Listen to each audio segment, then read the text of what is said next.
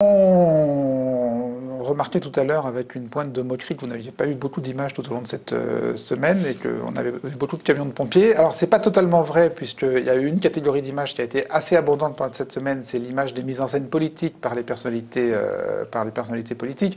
Alors Laure le rappelait en début d'émission, ça a commencé dès le lundi matin avec les visites sur place à Toulouse immédiates.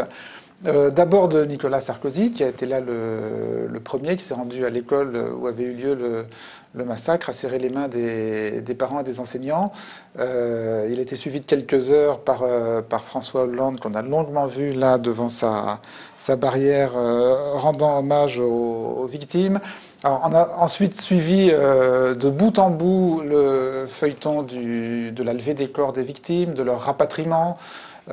Sur BFM, par exemple, ici, on a attendu de longues minutes avec le Premier ministre François Fillon au bas d'un tapis rouge à l'aéroport de Roissy où devaient arriver les corps des victimes et où Nicolas Sarkozy et François Fillon sont allés se recueillir devant ces corps. Voilà, dans tout un décorum républicain français qui a dû beaucoup vous impressionner, vous, venant de Belgique, mais qui avait manifestement été pensé pour signaler quelque chose, pour signifier quelque chose aux spectateurs. Mais vous les avez ratés d'ailleurs, parce que vous ne regardiez pas la télé, mais voilà, on voulait... Oui, si j'ai vu quand même, ne fût-ce que le soir, pas forcément en direct, mais bien sûr, je pense qu'il faut toujours coller des images sur ce en quoi on travaille, ça c'est évident. Je ne regarde pas forcément en direct le live, non, ça m'évite d'attendre trois plombes comme François Fillon au bas des marches. Voilà. C'est bien. Cette image de la solennité française vous suggère quelque chose ?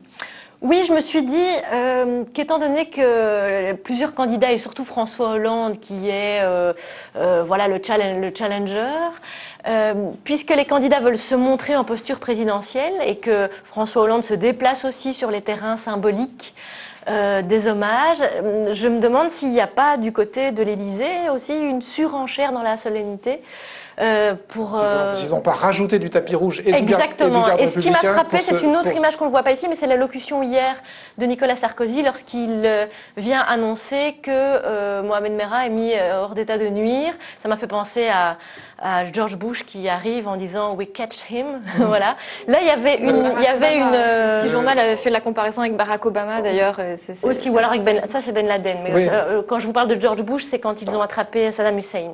Je me rappelle de cette image où il a dit "We catch him". Le petit journal d'ailleurs avait comparé la mise en scène de Nicolas Sarkozy, effectivement le fait qu'il entre en scène par l'arrière. Voilà, exactement.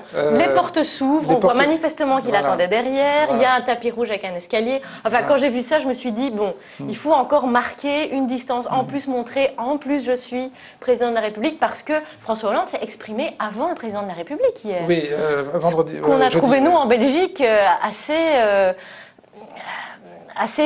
étrange.